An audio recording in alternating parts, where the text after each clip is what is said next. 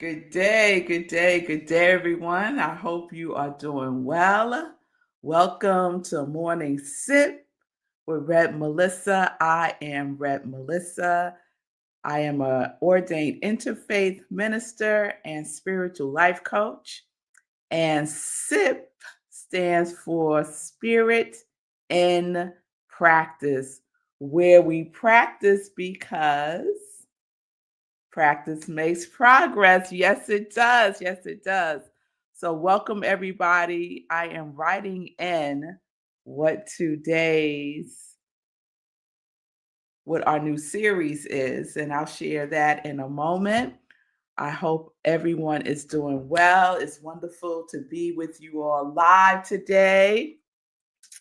I had a wonderful weekend. So for me, Mondays are included in my weekend because Mondays are my Sabbath. So I had a wonderful weekend. I'm still in birthday month mode, celebrating my birthday. I celebrate all month long because my birthday is October 1st. So since I bring in the month, I figured I might as well celebrate it all month. And I do. So I have on this hoodie that says Freedom Riders because 2 Saturdays ago, Marco and I went to see this amazing show, which was at Harlem Stage Gatehouse. So it's a traveling play. So I'm not sure where they're going to next, but I would suggest going to their website and finding out. It's the Freedom Riders play. And it's based on I can't even say it's based on the premise of the 12 Angry Men, but that's how they describe it. And what it's really about is the narrative, the telling of stories from the perspective of 12 different people and their interaction with racial profiling by the police. So it tells their stories, and it is amazing. It is amazing. So, Freedom Riders play, wonderful play, had a wonderful time, and it was very emotional. And it was one of those things where it was at the end and you just kind of like sat there, not knowing what to do. It had that kind of impact. And let's see what else. I had dinner with a friend of mine, a dear friend, at this fabulous restaurant in Edgewater, New Jersey. I've never been to Edgewater, New Jersey. It is very nice. It's near there's water views of the Hudson. So you're seeing, from the other side of New York, and this wonderful restaurant called Riverfront. Havens Riverfront. Really good food. And on Saturday, I had a Zoom Seminary Sisters reunion with some of my seminary sisters. So it was good to see them. We haven't seen each other probably for over a year now. We text and stuff, but we haven't seen each other. So we got on Zoom and caught up with each other. And that was wonderful. And then Saturday night, I went to a jazz concert with my girlfriend Julian. Shout out to Julian. And we're blessed that the library in New Rochelle does these jazz series. And so Saturday, they had a jazz performance by Tony McLendon, who is Samara Joy's father. So if you don't know who Samara Joy is, you need to find out. Wonderful jazz artist. A couple of years ago, she won a Grammy for Best New Artist. Amazing singer. And clearly it runs in the family because her father was the bomb. So that's a little recap of my weekend and some birthday celebration stuff. So it continues, y'all, because today is only the 21st. So shout out to all my Libras out there. Although, Libra season is coming to an end, but not October, not yet, not yet. So we're going to keep it going. And so we're going to keep it going today Milan. We're going to keep it going today. Yes, we are. We're going to keep it going today. Shay Love with our new series. So, our new series is Crossroads. Our new series is Crossroads. So I want to talk a little bit about Crossroads, and then we're going to go through this series through the story of prophecy. So first, let's talk about Crossroads. So I looked it up, and I want to share a couple of definitions, and then the definition that we are going to be using for these purposes. So one definition is the place of intersection of two or more roads. Second, a central meeting place. And third, which is the one that we're going to be following, a crucial point, especially where a decision must be made. A crucial point, especially where a decision must be made. So when I looked up the origins, it talks about in 1733, that word crossroads, it became known as a turning point and a moment of decision. So my question for us this week is, what crossroads have you experienced in your life? What crossroads have you experienced in your life?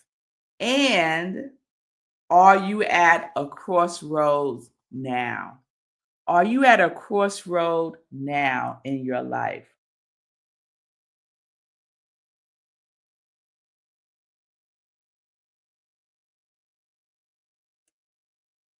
We'll put that question up. Are you at a crossroad in your life? Are you in a crossroad now in your life? And if you are, what a beautiful place to be. I know sometimes it doesn't feel that way when you're at a crossroad. You can sometimes feel confused. You could sometimes feel apprehensive. You could sometimes feel frustrated. Whatever the feelings are, you might feel excited. Like, whoa, look at my options, right? Have you ever been at a crossroad and felt like you knew if you go down this path that this will happen, if you go down the other path that this will happen, that if you go down this other path that this will happen? Have you ever been at a crossroad and you could feel what would happen before you even stepped on that path? Has anyone ever had that experience? I've had that experience a number of times in my life when I'm at a crossroads. And I could stand within myself, center myself within myself, know that all that I need is within me, and I can look at the path, each path of the crossroad, and know through the feeling of it what is likely to happen. Has anyone ever experienced that? So it's almost like having the feeling of prophecy, right? The feeling of prophecy, of knowing before it actually occurs in this physical realm, right? Because we know that things are created in the visible first. Our lives are created in the invisible first, and then created in the physical, right? So have you ever had that experience of prophecy, right? Of knowing, of feeling, of knowingness? Have you ever had that feeling of knowingness when you are at a crossroad? So this week, we're going to go through a journey, if you will, a journey of prophecy as we explore Crossroads. And it comes to you from this extraordinary book, Sweetgrass, Braiding Sweetgrass. And it's by Robin Wall Kimmerer. And the subtext is indigenous wisdom, scientific knowledge, and the teachings of plants. And this is our companion book this month at Centers for Spiritual Living. And I am so enjoying it. And I'm enjoying it so much because a lot of it is about nature, about trees.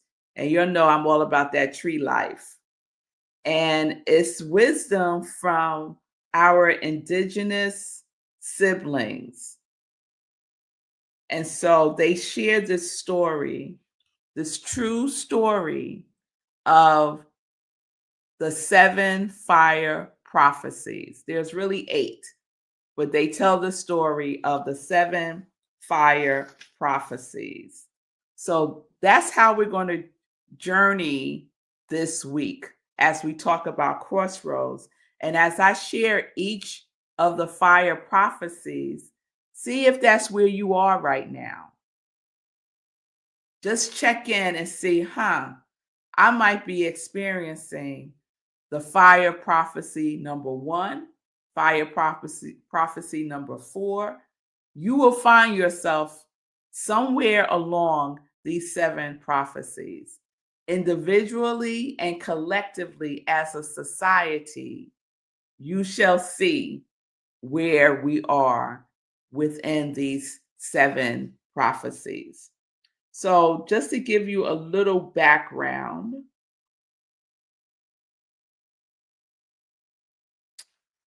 the fire prophecies are told through, and I am not going to pronounce this name right. It's a Native American name, Anishinaabe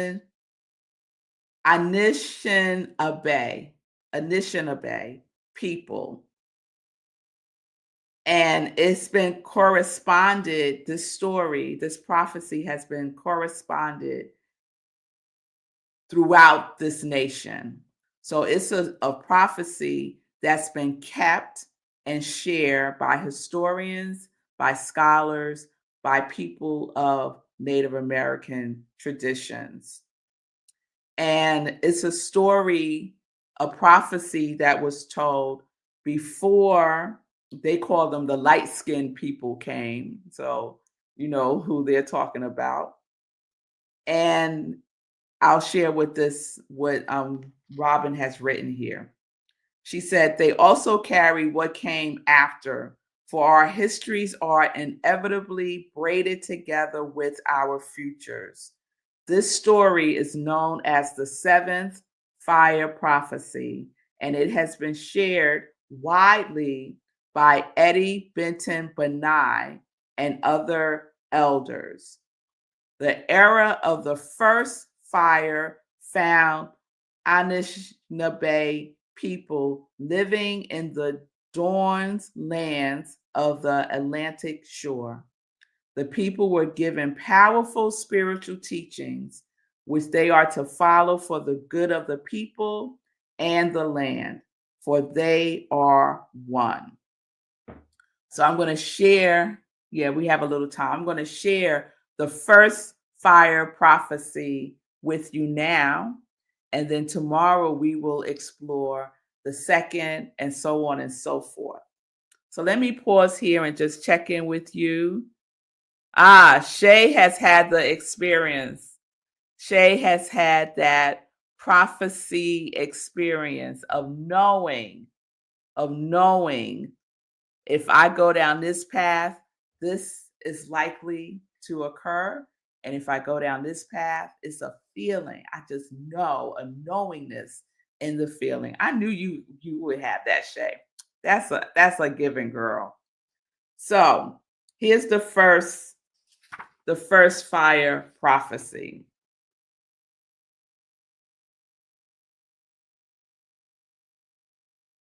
A prophet foretold that the Anishinaabe would have to move to the west, or else they would be destroyed in the changes that were to come. They were to search until they found the place where the food grows on the water.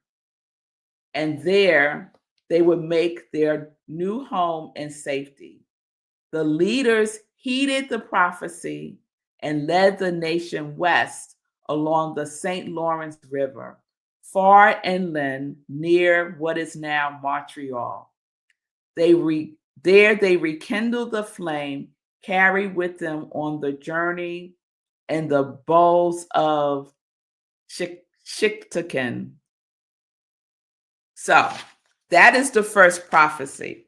The first prophecy is a prophet. So let's say our inner knowing. Let's say God. Let's say our intuition. Let's say a prophet, right? Tells us to move. The first prophecy is to move from where you are here to there. Will you follow the prophecy to move? To pick up your pallet and be healed, right? That story of Jesus telling the crippled and blind man who was waiting every year for the angel to come and stir up the waters in the pool so that he can go in and be healed. And he kept missing it because someone else would get in it first because he was blind and crippled.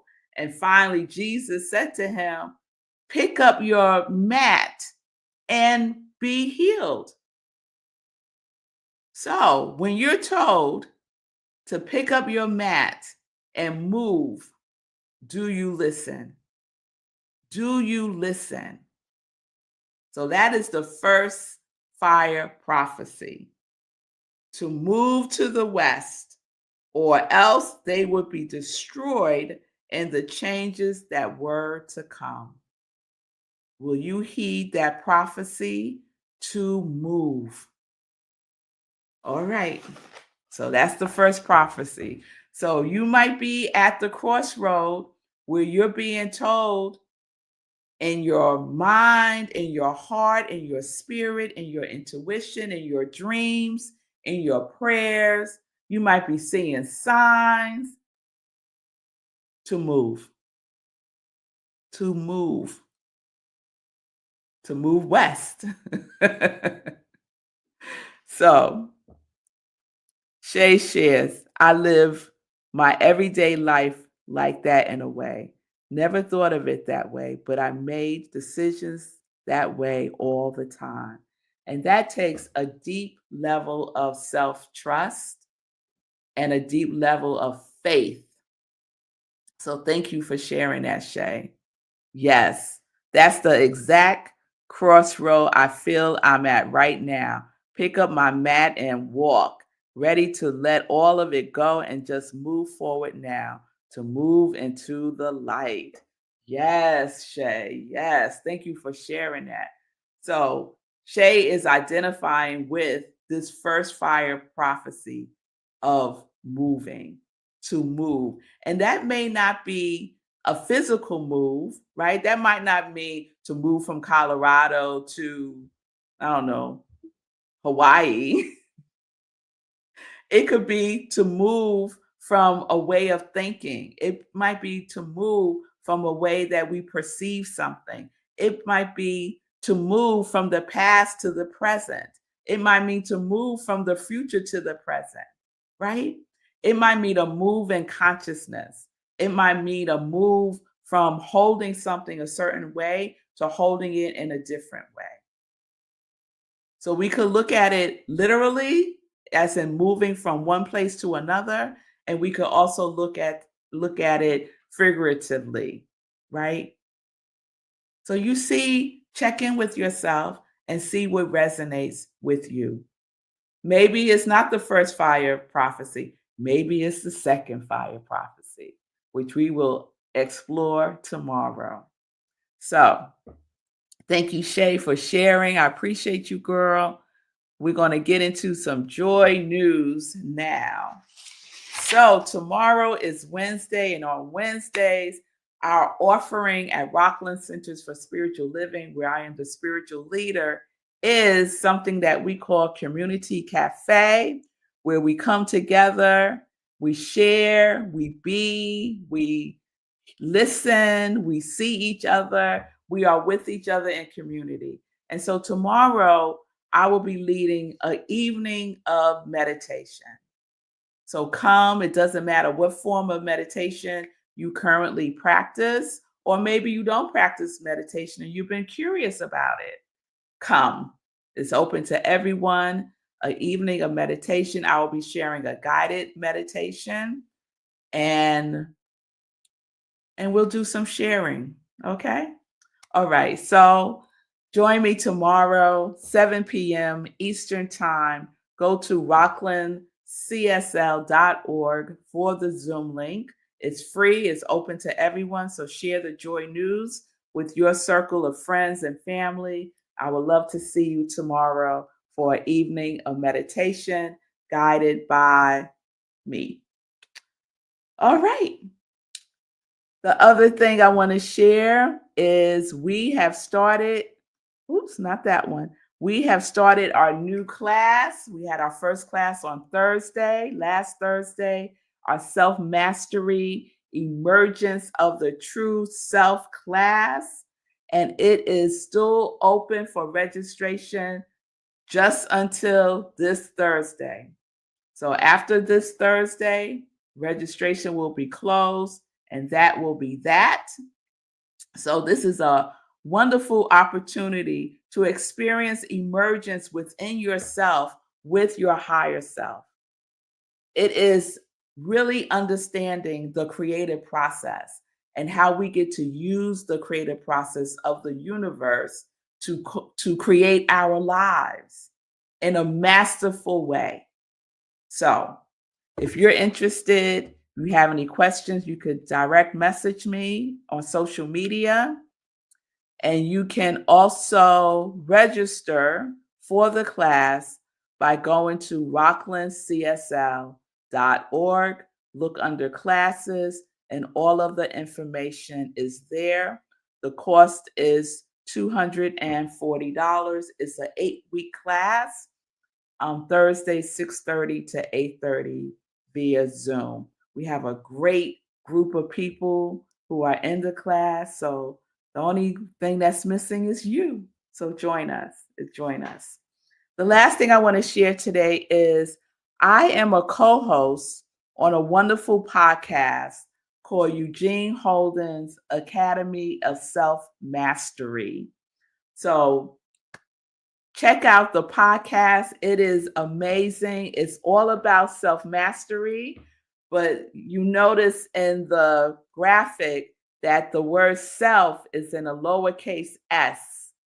So that's what we're talking about, our ego self, mastering our ego self with our capital S self. Yes? So every week we have a wonderful conversation. October is my month to co-host with Eugene, and we have a wonderful time. So you can check out past episodes, current episodes by going to Eugene Holden's Academy of Self-Mastery on YouTube and check it out. The other co-hosts are Elle and Sharon, and it's hosted by Eugene Holden, who's a amazing person. And if you get the Science of Mind magazine, you will find him in every issue on page 7, sharing affirmations. So it's a wonderful, wonderful person. So shout out to Eugene Holden and check out the podcast. All right, everybody. I think that's all the joy news I have to share with you today. We will continue our Crossroad series tomorrow. And think about that question. Are you at a crossroad now in your life? And if you are, what a wonderful place to be. Don't be scared. It's going to be okay. Yes, it is. All right, y'all. I will see you tomorrow.